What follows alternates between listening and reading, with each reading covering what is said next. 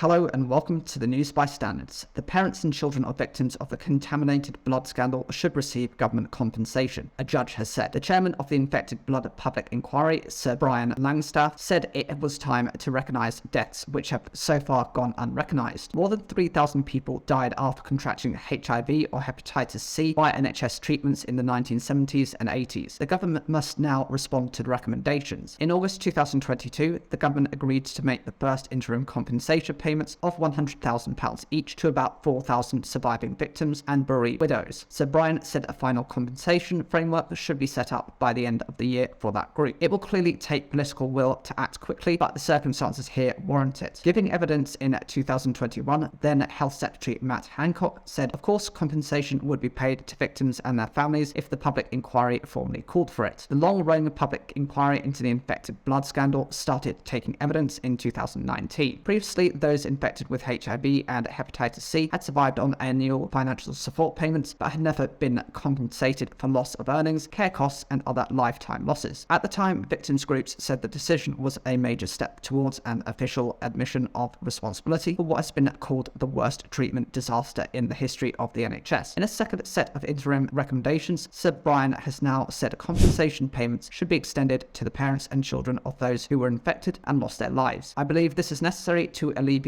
immediate suffering. It is a fact that around 380 children with bleeding disorders were infected with HIV. Some of them died in childhood, but their parents have never received compensation. Children who were orphaned as a result of infections transmitted by blood, transfusions, and blood products have never had their losses recognised. It's time to put that right. Tim Ratton's father and two uncles died from hepatitis C after receiving infected blood. He now campaigns for children of those affected. I only found out when I was 16 that my dad had it, he told the BBC Radio 4 Today programme. It's a lot to take on, growing up trying to understand the impact of the virus. He used to get angry because you've got this horrible virus going through your body, but you've got to go to work and carry on. Tim said he did not receive any counselling or support and feels children were brushed under the carpet. What is the infected blood scandal? Thousands of NHS patients with haemophilia and other blood disorders became seriously ill after being given a new treatment called factor V8 or 9 from the mid-1970s onwards. At the time, the medication was imported from the US, where it was made from the pooled blood plasma of thousands of paid donors, including some in high-risk groups such as prisoners and drug users. If a single donor was infected with a bloodborne virus such as hepatitis or HIV, then the whole batch of medication could be contaminated. It is thought about 1,250 people with bleeding disorders were infected with HIV, with half of that group later dying of HIV-related causes. The inquiry estimates that another 30,000 UK patients were also exposed to hepatitis B or C through the same treatment or a blood transfusion after childbirth or hospital surgery. More than 2,000 died of liver disease or cancer linked to the infection. Sir Brian also said that a full compensation scheme should be set up immediately for victims of the scam, including those who have already received interim payments. That would mean individuals can claim compensation for care costs, financial harm, and societal harm. It would cover increased payments for people who could not have had children because of their infection, or who lost their jobs because of the stigma of HIV and AIDS in the 1980s and 1990s. The inquiry team is then expected to produce a final report into the scandal with a list of recommendations at some point in the autumn. A government spokesperson said the government was continuing preparations for responding to that final report.